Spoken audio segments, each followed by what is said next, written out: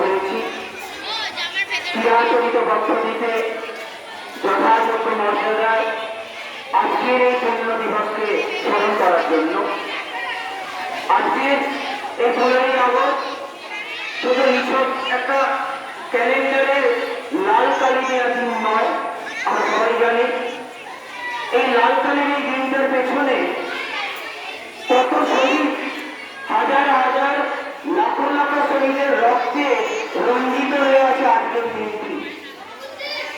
আজকে আমাদের স্বাধীন ভারতে শ্বাস নিচ্ছি, আজকে আমরা স্বাধীনভাবে কথা বলতে পারছি, আজকে আমরা স্বাধীনভাবে কার্যকলাপ করতে পারছি, আমাদের দেশে স্বাধীনভাবে কোনো একটা কর্মসূচি গ্রহণ করতে পারছে।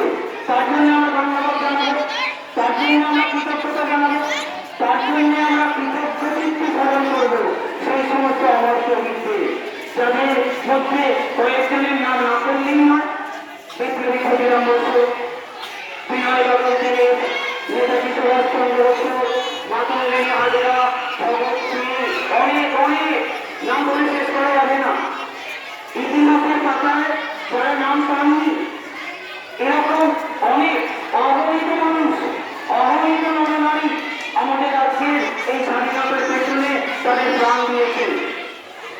আজ আমাদের তাদের শ্রদ্ধার সঙ্গে স্মরণ করতে হবে তাদের কথা, এবং তারা যে স্বপ্ন রেখেছিলেন, তারা অনেকদিন হয়তো স্বাধীন ভারতকে দেখে দিতে পারেননি। আন্দামানের জেলে তাদের জীবনাবসান ঘটে গেছে, ফাঁসির মঞ্চে তারা জীবনের জয়গান নিয়ে গেছে, কিংবা ব্রিটিশ পুলিশের গুলিতে নিহত হয়েছেন। তারা স্বাধীন ভারতবর্ষ দেখে দিতে পারেননি। কিন্তু আমরা যারা স্বাধীন ভারতে আছি, তারা যে স্বপ্ন দেখেছিলেন, তাদের সেই স্বপ্নকে সাকার করবার জন্য, তাদের সেই স্বপ্নকে বাস্তবায়িত করার জন্য আমরা রয়ে গেছি। আজকে এই 15ই আগস্ট নিচের শুধু জাতীয় পতাকার উত্তোলন নয়, আজকে শুধু জাতীয় পতাকার তলে মালা দেওয়ার, ফুল দেওয়ার দিন নয়, আজকে নিছক একটা ছুটির দিন নয়, যে একটা ছুটির দিন বাড়িতে সুন্দরভাবে একটা খাওয়া হবে, ইলিশ মাছ আছে, মাংস আছে, দারুণভাবে জমিয়ে খাওয়া হবে না। আজকের দিন কারণ শ্রদ্ধার সঙ্গে স্মরণ করতে হবে, ভাবতে হবে স্বাধীনতার পর 79টা বছর পেরিয়ে আমরা 80তম বছরে পদার্পণ করেছি।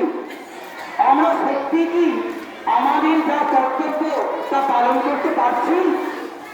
প্রশ্ন আমাদের কাছে, প্রশ্ন সেই সমস্ত স্বাধীনতা সংগ্রামীদের সেই স্বপ্নের কাছে, তারা যে স্বাধীনতার স্বপ্ন দেখেছিলেন তার কাছে আমাদের জবাবদিহি করতে হবে। আজকে কি সত্যি আমরা দেশকে দুর্নীতিমুক্ত করতে পেরেছি? আজকে কি আমরা প্রত্যেকেই সততার সঙ্গে কাজ করে যাচ্ছি? আজকে আমরা দেশের সম্মানকে ঊর্ধ্বে তুলে ধরার ব্যবস্থা করতে পারছি? আজকে আমরা পরিবেশ দূষণ থেকে আমাদের দেশকে রক্ষা করতে পারছি? আজকে আমরা বিদ্যুৎ, জল অপচয় রোধ করতে পারছি? আজকে আমরা মহিলাদের সম্মান জানাতে পারছি? আজকে আমাদের দেশের প্রত্যেকটা মানুষ তারা এই স্বাধীনতার যে সুখ, স্বাধীনতার যে সৌন্দর্য সেটা কি অনুভব করতে পারছে? হাজার হাজার প্রশ্ন আমাদের মনের মধ্যে দেখা দিচ্ছে। আমাদের তখনই বুঝতে হবে এই স্বাধীনতা মানে শুধু দেশ থেকে এই ইংরেজদেরকে তাড়ালে হবে না, তার সঙ্গে আছে কর্তব্য, তার সঙ্গে আছে দায়িত্ব। আমাদের দায়িত্ব পালন করতে হবে। আমরা যে জায়গায় কাজ করি, ছাত্রছাত্রীরা তোমরা তোমাদের পড়াশোনার মধ্যে নিজেদের নিমগ্ন থেকে দেশ গঠনের মহান কাজে নিজেদেরকে নিযুক্ত করবে, তবেই তোমরা সেই মহানায়কদের প্রতি, দেশ নায়কদের প্রতি যথাযোগ্য সম্মান জানাতে পারবো। তাই আজ 15ই আগস্ট জাতীয় পতাকার তলে আমাদের শপথ নেবার দিন। আমাদের শপথ নিতে হবে দেশের ঐক্যকে যেন আমরা রক্ষা করতে পারি। আমরা জানি আমাদের দেশ বহু ধর্মের, বহু ভাষার দেশ। আমরা যেন প্রত্যেক ধর্মাবলম্বীকে তাদের যথাযোগ্য শ্রদ্ধা জানাতে পারি। এই দেশ কোনো একক ধর্মের নয়, হিন্দু, মুসলিম, বৌদ্ধ, খ্রিস্টান, জৈন প্রত্যেকের মিলিতই দেশ, প্রত্যেকের সমান অধিকার। এই দেশে আছে, আমরা পরস্পরকে যেন যথাযোগ্য সম্মান জানাতে পারি, আমরা বড়দের শ্রদ্ধা জানাতে পারি, আমরা যেন মহিলাদের মায়েদের শ্রদ্ধা জানাতে পারি, আমরা যেন রাস্তাঘাটে যেখানে যত মহিলা আছে তাদেরকে যথাযোগ্য সম্মানে তারা যেন যাতায়াত করতে পারেন সেই সুব্যবস্থা করতে পারি। তাই কর্তব্য আমাদের সবার, সবচেয়ে আগে আমাদের দেশকে ভালোবাসতে হবে, দেশের জনগণকে ভালোবাসতে হবে। তবেই আমরা সত্যের দ্বারা, শিক্ষার দ্বারা, আমাদের ঐক্যের দ্বারা আর আমরা ভালোবাসার দ্বারা আমরা আবার মহান ভারতবর্ষকে যাবো। তখন আমাদের কবির কণ্ঠে কণ্ঠ মিলিয়ে আমরা বলতে পারবো, বলো বলো বলো সবে শত বিনা বেঙ্গলে ভারত আবার জয়ের সবার শ্রেষ্ঠ আসন হবে। আমরা আশাবাদী, আমাদের দৃঢ় বিশ্বাস যে আমরা পারবো দেশের সম্মানকে গোটা পৃথিবীর সামনে অনেক ঊর্ধ্বে স্থাপন করতে।